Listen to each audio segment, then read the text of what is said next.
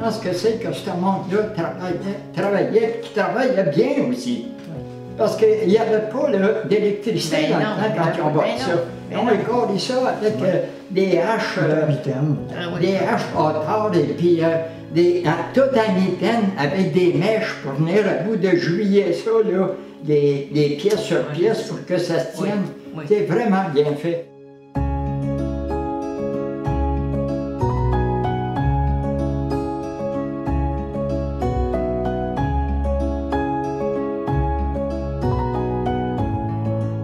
La maison ancestrale de Plaisance fut construite autour de 1850. Érigée à l'origine, sur le site de North Nation Mills, un petit village industriel maintenant disparu, elle fut par la suite déménagée quelques kilomètres plus loin sur la montée Papineau à Plaisance. Un projet récent vise à restaurer le bâtiment historique et le ramener sur son site original près des chutes de Plaisance et d'en faire un objet muséal. Si cette maison pouvait parler, elle aurait bien des histoires à raconter. C'est identique à ce que les maisons d'autrefois étaient. C'est ça qui est intéressant. Ah oui, comprends. La voir après autant d'années. Puis, c'est solide, il y a une poêle à bois ici, là. Oui, effectivement, vous avez raison. Parce que là, c'était le salon. Oui.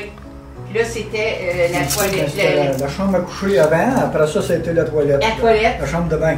La chambre de bain, effectivement.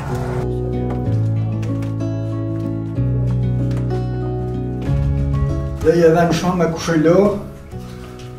Ici, c'était un garde-robe.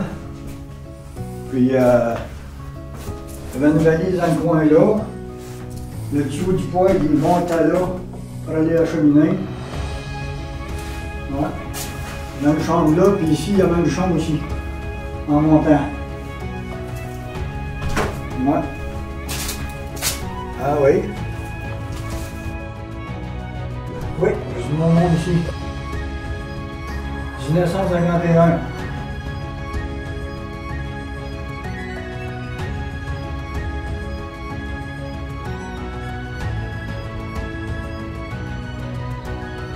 C'est l'histoire. C'est l'histoire d'une partie de ma vie que j'aimais bien.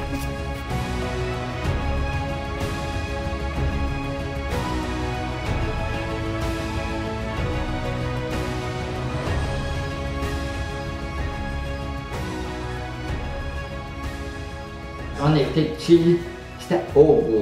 Oui. Poêle à bois, poêle de couquerie, là. Oui. Et puis une cuisinière, une grosse cuisinière, avec quelques fourneaux, puis un réchaud, là. Dans le temps des fêtes, quand on allait sur les grands-parents pour fêter, là, on y était invités. Quand on revenait à la maison, on était froid dans le Les poêles étaient tout éteints là-dedans. Quand on revenait à 4-5 heures du matin, au petit jour, là, là, je te garantis, c'était pas chaud. Mais c'était une maison confortable, une maison pièce sur pièce. Oui, toutes des grosses pièces, là, et carrées à hache dans le temps, là. Mais on était très confortable. L'hiver, on habitait la maison principale, la grande maison qu'on appelait, là. Et puis l'été, on déménageait dans la cuisine d'été. La cuisine d'été n'était pas isolée. Non. Mais maman avait tout le confort, là, je veux dire, elle avait une cuisinière là-dedans, puis tout. Mais même en été, là, dans les grosses chaleurs, il fallait qu'elle allume le poêle, il fallait qu'elle le fasse marcher, là, pour faire à manger. Oui, c'est ça. Elle faisait un petit feu vite, là, du sel, là, tu sais, des éclisses de sel, là, qui faisaient. Et puis elle faisait un petit feu vite fait pour faire les déjeuners, faire la coupe. Après ça, elle laissait éteindre. Et puis elle le rallumait pour le midi. Elle laissait éteindre, puis elle de même pour le soir. On n'avait pas d'eau. Au début, je me souviens, pas d'eau dans la maison. On allait chercher l'eau dans le puits qui était en face du hangar. Oui. Avec un grand brimballe, là, tu sais, on envoyait la chaudière aux femmes, puis après ça, on levait ça. Mais l'autre était bonne là-dedans, puis il conservait le beurre, puis les viandes, puis tout ça, il conservait ça dans le fond du puits, dans une chaudière, là, tu sais, pour... ça ferait le fond de ça, hein, fait que ça se gardait très bien. Ah oui, c'est ça. Après ça, c'était l'eau avec le robinet qui venait de chez la ferme anciennement de mon grand-père Moyot. Il y avait beaucoup d'eau là. Ça fait qu'ils ont fait un bassin. Et puis là, tout le rang Papineau, ils se sont tous mis ensemble. Oui. Ils ont amené des tuyaux à chaque ferme. Le caduc, fait que là, c'était le gros luxe. Dans ce temps-là, il y avait les moyens. Ils prenaient les moyens du bord. Hein? C'est comme ça qu'il fallait faire. On n'avait pas de choix. Il n'y avait pas de choix. On a été élevés humblement, mais on n'a jamais souffert de manger, de froid, d'habillement. Ah non, on s'est amusés là, nous autres, là.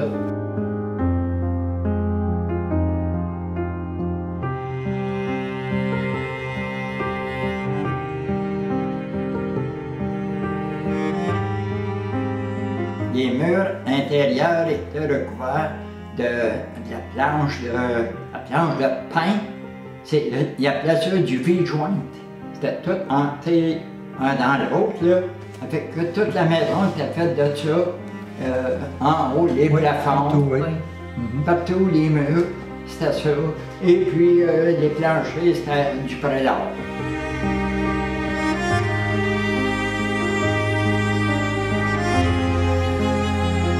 L'automne, c'est pareil, quand on allait faire du bois, là. On allait faire du bois à Flyeron en haut, on descendait ça en longueur, dans Wagen, puis on s'y assait avec une scie ronde. Après ça, il fallait qu'ils fendent le bois, tout rentrer ça dans la chambre. Ah oui. Corde de ça. On a des voyages de slab, c'est pareil. Ah oui. Ils brûlaient au moins 25 cordes de bois par année. Dans le temps de Noël, moi je me rappelle, on avait de la visite, c'était toute la parenté qui venait. Puis c'était pas rien que pour une journée, là. Ça pouvait être une semaine de temps. Hein? Ils se promenaient d'une maison à l'autre. On allait chez mon grand-père, là, puis ça se mouillait, hein? Ah, ça jouait de la musique, beaucoup de musique. Du violon, de la musique à bouche, l'accordéon, je me souviens d'en parenté, là. Et puis ça, là, puis nous autres, les petits, ben, on jouait à cachette dans la maison de nos grands-parents. Même nous autres, quand on était là, je veux dire, à Noël, ça se passait dans Monté-Papineau, là. Parce qu'on invitait tout le monde, les Lalande, puis tout ça, là.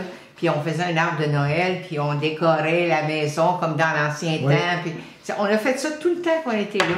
Parce que ça nous rappelait des souvenirs. Puis ceux qui venaient, les Lalande, puis tout ça, c'était des souvenirs. Là, vous aviez un grand escalier, là. Tout le monde se plaçait dans l'escalier parce que tout le monde voulait chanter, puis tout le monde voulait danser. Puis on a eu des soirées vraiment extraordinaires à cause de ça. C'est des bons souvenirs. Il y a des beaux souvenirs. Quand on allait couper un sapin de Noël au bout de la terre. On partait, nous, puis Richard, mon frère, on partait, puis avec la petite hache, puis on allait se couper un sapin. Puis là, maman disait, puis mes soeurs, ils disaient, allez-y, quand vous allez venir, on va vous décorer votre arbre de Noël. Avec là, c'était vraiment... Ça sentait bon pour ça. Un grand sapin, ça sentait bon. Oui, ça sentait bon dans la maison. C'est ça.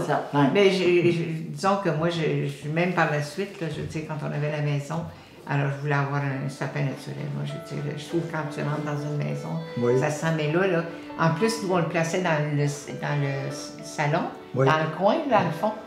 C'était tellement beau qu'on sentait ça, là, tu sais, tout le... c'était vraiment exceptionnel.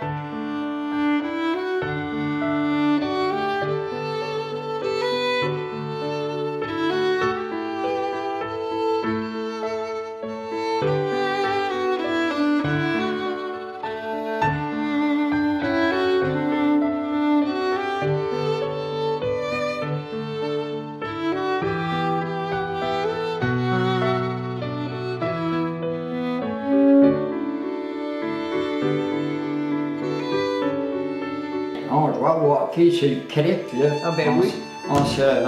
On se grattait un rond, là, puis on glissait dans le coulée qu'il y avait là. Avec les voisins. Hein? Avec les voisins, c'est ça. Avec les voisins. On glissait pareil, c'est ça. Mais il y avait pas besoin.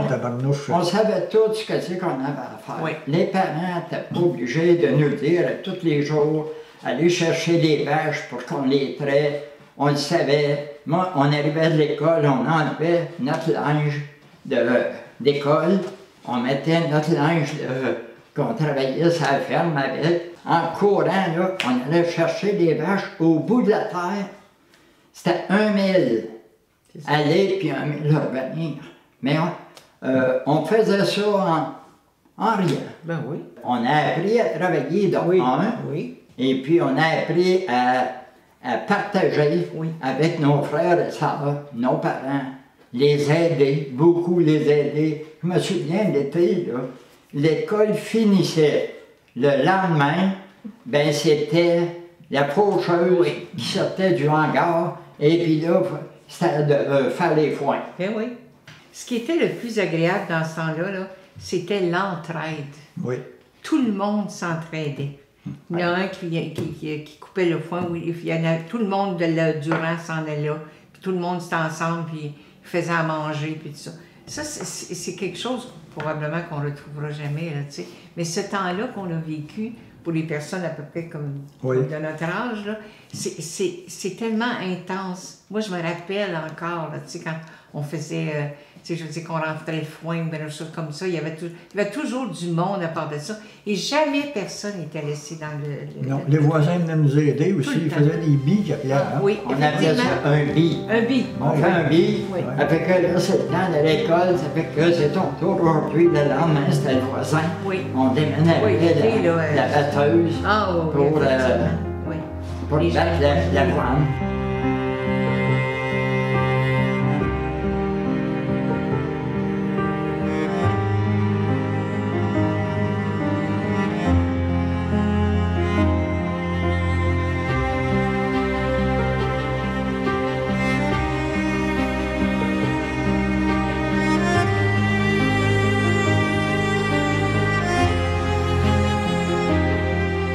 Père à papa, je pense, en 1953, il a acheté la terre. OK. Puis il l'a revendu en 1975. OK. À vous, Madame Ledame. Ah oui, OK, d'accord. Oui. OK. Oui. Oui. Il a bien regretté d'avoir vendu la terre de ses parents. Il a fait un gros burn-out. Oui. Oui, un gros burn-out. Et ici, il se cognait l'estomac. Il disait, j'aurais jamais dû vendre la terre où j'ai été élevé. Alors moi, c'était cette place-là que j'ai habité quand même plusieurs années. Ça a été très, très, très bon pour moi, parce que ça me rappelait aussi quand j'étais jeune. Alors, parce que là, j'étais plus vieille, puis je travaillais, puis tout ça, mais avec mes enfants. Mes enfants aussi ont tellement profité de cette place-là, parce qu'elle était, c'est une maison qui était chaleureuse. Parce que nous, quand on l'a pris, là, on n'a rien changé. Absolument rien changé. On a tout gardé comme c'était à l'époque. J'espère fortement que la maison, si elle est déménagée, qu'elle s'en aille aux Chutes de Plaisance, exactement où ce que c'est qu'elle a été construite. J'espère vraiment qu'ils vont la faire exactement comme elle est, la maison, comme elle l'était. Mais moi, je suis pas née là. Mais je vais tout faire pour qu'elle s'en aille aux Chutes de Plaisance. Parce que moi, parce que le temps que j'étais mal et tout ça, c'était tellement important. Et cette maison-là, elle est importante parce qu'elle est une des plus vieilles. Puis moi, je pense qu'il faut, dans nos vies, garder nos souvenirs. Pas seulement dans nos têtes, mais de les voir, ces souvenirs-là.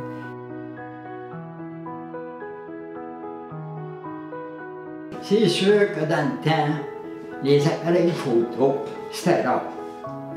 C'était un gros luxe avoir un appareil photo. Alors, moi, j'en ai une photo, vraiment une belle photo de la ferme, qui a été photographiée dans les années début 50. Quand ça va être vraiment concret, je le dis, là, quand ça va être vraiment concret, où est-ce que ça va, la maison, à North Nation Miles, ça je tiens à dire, là, je fournirai la photo.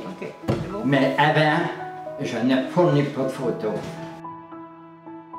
J'aimerais bien la photo aille dans la maison. Où ce que c'est, quand elle sera rendue à North Nation Miles, que la photo soit en évidence là, dans la maison.